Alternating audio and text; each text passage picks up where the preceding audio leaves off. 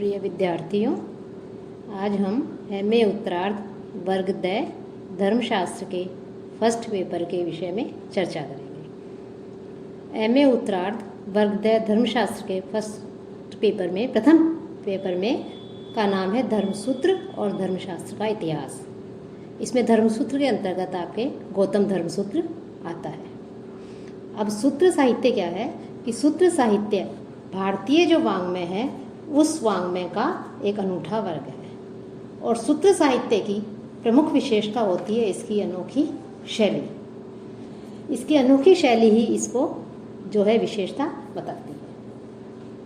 वैदिक साहित्य में जो सूत्र साहित्य है उस सूत्र साहित्य को वेदांग के अंतर्गत रखा जाता है कि शिक्षा, कल्प, व्याकरण, निरुक्त, छंद और ज्योतिष ये जो है माने गए हैं छठ वेदांग। तो इस वेदांग के अंतर्गत जो कल्प आता है उस कल्प शीर्षक में सूत्र साहित्य को रखा गया है और सूत्र साहित्य में श्रोत्र सूत्र, ग्रह्य सूत्र आदि ये सब कल्प सूत्र में ही आते हैं। तो कल्प सूत्र मुख्यतः 4 प्रकार के होते हैं: श्रोत्र सूत्र, ग्रह्य सूत्र, धर्म सूत्र और शूल सूत्र। आपके धर्म सूत्र और उसमें भी जो है गौतम धर्म सूत्र आपके कोर्स में है। धर्मसूत्र जो है वो वैदिक साहित्य के एक महत्वपूर्ण अंग है। धर्मसूत्र कल्प की परंपरा में ही आते हैं और कल्प का अर्थ क्या होता है?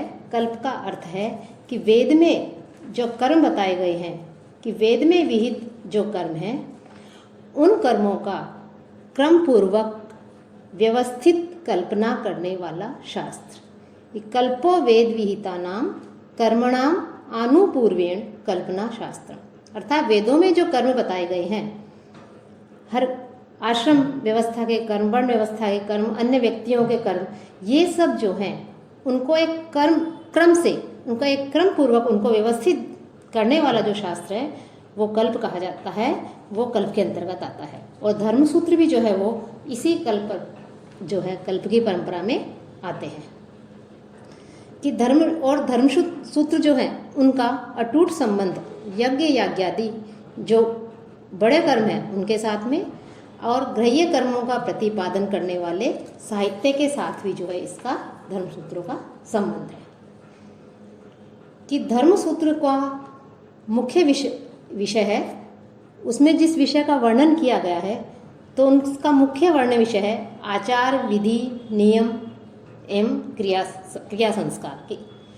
इन्हीं आचार, विधि, नियम एवं क्रिया संस्कार, इन्हीं का विधिवत विवेचन जो है धर्मसूत्रों के अंतर्गत किया गया है। धर्मसूत्रों में भी वैसे तो बहुत से धर्मसूत्र माने गए हैं, लेकिन उनमें प्राचीनतम गौतम धर्मसूत्र है।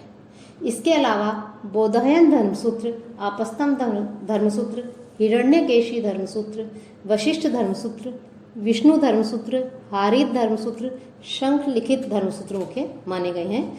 इसके अलावा और भी धर्मसूत्र मिलते हैं, लेकिन सबसे प्राचीन जो धर्मसूत्र है वो गौतम धर्मसूत्र माना गया है कि सभी धर्मसूत्रों में गौतम धर्मसूत्र सबसे प्राचीन माना गया है।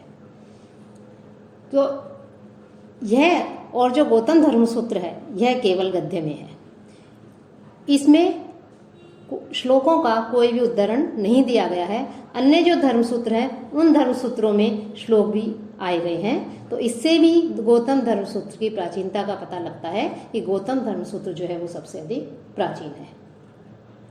कि स्मृति जो है उनको और जो धर्मशास्त्र है उनको लगभग एक ही माना गया है कि श्रुतिस्तु वेदो विज्ञेयो धर्मशास्त्रम तु वै स्मृति।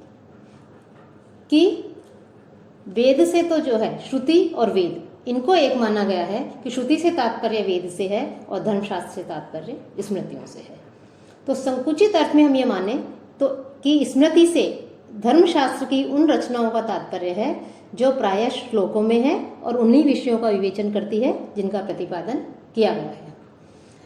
लेकिन जो धर्मसूत्र है वो धर्मसूत्र जो है वो भी इसी के अंतर्गत, धर्मशास्त्र के अंतर्गत ही आते हैं। उनमें भी वो भी जो है धर्मशास्त्र में समाविष्ट किया गया है।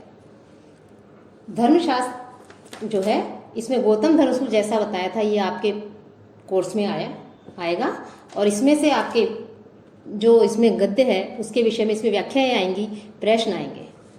तो जो गौतम धर्मसूत्र है उसका वर्णित विषय क्या है कि गौतम धर्मसूत्र में कुल 28 अध्याय माने गए हैं। वैसे तो सभी धर्मसूत्रों का वर्णित विषय मुख्य ही है, समान ही है, लेकिन फिर भी गौतम धर्मसूत्र में जो वर्णित विषय है उस वर्णित विषय में अनेक वर्णाश्रम व्यवस्था की, उपनयन आदि की, शुद्धियों की, चारों वर्णों के कर्तव्यों की, प्रायश्चित आदि इन सभी का वर्णन किया गया है। गौतम धर्मसूत्र में कुल 28 अध्याय हैं, या ये कह सकते हैं कि गौतम धर्मसूत्र को 3 प्रश्नों में विभक्त किया गया है कि प्रथम प्रश्न, द्वितीय प्रश्न और तृतीय प्रश्न। प्रथम प्रश्न में 9 अध्याय हैं, द्वितीय प्रश्न में भी 9 अध्याय हैं, और जो तृतीय प्रश्न है उसमें 10 अध्याय हैं। तो इस प्रकार से इन तीनों प्रश्नों को मिला करके कुल 28 अध्याय गौतम धर्मसूत्र में आते हैं। अब इसमें जो प्रथम प्रश्न है जिसमें कि 9 अध्याय हैं, उन अध्यायों में जो धर्म, उपनयन, शुद्धि प्रकरण, ब्रह्मचर्य, गृहस्थ, संन्यास आदि, जो वानप्रस्थ आदि जो है, इनके नियम, इनके कर्तव्य, गृहस्थ के कर्तव्य, इनका धर्म, पंच महायज्ञ, अभिवादन की शैली, गुरु सेवा, ब्राह्मण कर्तव्य आदि विषयों का जो है इसमें प्रथम प्रश्न में वर्णन किया गया है। जो गौतम धर्मसूत्र का द्वितीय प्रश्न है जिसमें कि भी 9 अध्याय हैं, उसमें चारों वर्णों के कर्तव्य, राजा के कर्तव्य, अपराध कि यदि कोई राजा के राज्य में अपराध होता है तो उस अपराध के लिए क्या दंड दिया जाए, इसका वर्णन, कोई विवाद आता है तो उसका निर्णय किस तरह से किया जाए, साक्षी उसके विषय में बताया गया है, ऋण आदि के विषय में बताया गया है, आशोच आदि के विषय में बताया गया है, साथ ही साथ श्राद्ध कर्म आदि का भी वर्णन है, और वेदाध्ययन की विधि कि कैसे वेदाध्ययन किया जाए, और अनध्याय कि किस समय अध्ययन नहीं करना चाहिए, इनका भी इसमें वर्णन किया गया है। और इस द्वितीय प्रश्न का जो 9वां अध्याय है उसमें स्त्री के धर्मों का भी वर्णन है।